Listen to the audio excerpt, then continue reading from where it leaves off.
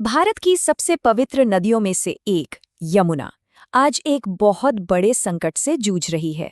लेकिन इसे बचाने के लिए कुछ बहुत ही एम्बिशियस प्लान्स भी चल रहे हैं। तो चलिए इस पूरी कहानी को जरा गहराई से समझते हैं। और जैसा कि दिल्ली के नेतृत्व ने भी कहा, यमुना सिर्फ पानी का एक बहाव नहीं है, ये हमारी संस्कृति और इतिहास का एक जीता जागता हिस्सा है। और यही बात इसके संकट को और भी ज्यादा गंभीर बना देती है। अच्छा, तो इस पूरे मामले को हम समझेंगे कैसे? देखिए, सबसे पहले हम उस प्रॉब्लम पर नजर डालेंगे जो साफ साफ दिख रही है। फिर हम उन वजहों को जानेंगे जो पर्दे के पीछे छिपी हैं। और आखिर में हम बात करेंगे उन सॉल्यूशंस की जो इसे ठीक करने के लिए अपनाए जा रहे हैं। यमुना की जो हालत है उसका सबसे शॉकिंग सबूत वो है जिसे राजधानी में कोई भी कभी भी देख सकता है और महसूस कर सकता है। ये जो जहरीले झाग की मोटी परत है ना, ये सिर्फ दिखने में खराब नहीं है। इसमें भरे पॉल्यूटेंट्स हमारी सेहत के लिए बहुत बड़ा खतरा है। और ये एक ऐसी नदी की कहानी बताते हैं जो सचमुच अपना दम तोड़ रही है। जरा इन आंकड़ों को देखिए। ये है बायोलॉजिकल ऑक्सीजन डिमांड, यानी बीओडी का लेवल। ये पानी में घुले प्रदूषण को मापने का एक तरीका है। अब देखिए, जो सेफ लिमिट सिर्फ 3 mg पर लीटर होनी चाहिए, वो आईटीओ ब्रिज पर 25 तक पहुंच गई है। मतलब 8 गुना से भी ज्यादा। साफ है कि नदी का दम घुट रहा है। और ये नंबर तो और भी ज्यादा डराने वाला है। फीकल कॉलीफॉर्म की जो मात्रा सिर्फ 500 होनी चाहिए, वो 92,000 तक पहुंच गई है। ये सीधे सीधे बताता है कि हर रोज कितना ज्यादा अनट्रीटेड सूएज, मतलब बिना साफ किया गंदा पानी, नदी में जाके मिल रहा है। लेकिन ये जो जहरीला झाग और सीवेज का पानी है, ये तो वो प्रॉब्लम है जो हमने अपनी आंखों से दिखाई दे रही है। कुछ खतरे तो ऐसे भी हैं जो दिखते नहीं पर हैं उतने ही गंभीर। तो सवाल ये है कि आखिर ये सारी गंदगी आ कहाँ से रही है? देखिए, ये आंकड़े साफ दिखाते हैं कि असली जड़ इंडस्ट्रीज नहीं, बल्कि हम सबके घरों से निकलने वाला गंदा पानी है। लगभग 85% प्रदूषण की वजह यही है। सीवेज के अलावा भी एक और छिपा हुआ खतरा है। और ये खतरा उस ग्राउंड वाटर में है जो दिल्ली के पूरे वाटर इकोसिस्टम का हिस्सा है। पता है, दिल्ली के भूजल में यूरेनियम का लेवल खतरनाक हद तक बढ़ गया है। और जब ये पानी पीने के पानी में मिलता है तो ये सीधा हमारी किडनी पर असर कर सकता है, जो कि एक बहुत बड़ा हेल्थ रिस्क है।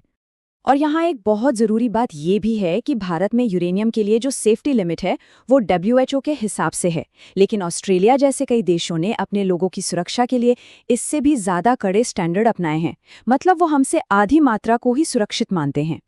तो अब इस बड़े संकट से निपटने के लिए दिल्ली सरकार ने अपने सबसे बड़े और सबसे महत्वाकांक्षी नदी सफाई अभियानों में से एक की शुरुआत की है।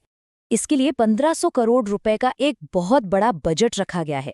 और इस प्लान का मकसद है कि समस्या को उसकी जड़ से ही खत्म किया जाए, जिसके लिए ये पैसा कई जरूरी कामों में लगाया जाएगा। इस रणनीति में हर चीज पर ध्यान दिया गया है। नए सीवेज ट्रीटमेंट प्लांट बनाने से लेकर पुरानी और खराब हो चुकी सीवर लाइनों को बदलने तक। और सबसे जरूरी, नजफगढ़ जैसे बड़े नालों को सीधे नदी में गिरने से रोकने का भी प्लान है। लेकिन ये कोशिश सिर्फ दिल्ली तक ही सीमित नहीं है, बल्कि ये एक बड़े राष्ट्रीय बदलाव का हिस्सा है। अब भारत के शहर अपनी नदियों को देखने का नजरिया ही बदल रहे हैं। ये जो रिवर सिटीज अलायंस है ना, ये इसी नई सोच का एक प्रतीक है। अब नदियों को सिर्फ पानी ले जाने वाला एक रास्ता नहीं, बल्कि शहर का एक जीता जागता और जरूरी हिस्सा समझा जा रहा है, जिसका ख्याल रखना हमारी जिम्मेदारी है। और जरा इस पहल की रफ्तार तो देखिए। 2021 में सिर्फ 30 शहरों से इसकी शुरुआत हुई थी और कुछ ही सालों में ये गठबंधन एक ग्लोबल प्लेटफॉर्म बन गया है। इससे पता चलता है कि इस मुद्दे को लेकर कितनी गंभीरता है। इसका मतलब साफ है कि दिल्ली की यमुना सफाई सिर्फ दिल्ली के लिए नहीं हो रही है। ये एक मॉडल प्रोजेक्ट की तरह है जिसकी कामयाबी से देश के दूसरे बड़े शहरों को भी अपनी नदियों को बचाने के लिए एक रास्ता और प्रेरणा मिलेगी। अच्छा, बड़े बड़े इंफ्रास्ट्रक्चर और सरकारी नीतियों के साथ साथ एक और तरीका है जो नेचर बेस्ड है, मतलब प्रकृति की मदद से ही पानी को साफ करना। ये तरीका सस्ता भी है और लंबे समय तक चलने वाला भी। इसे कहते हैं कंस्ट्रक्टेड वेटलैंड।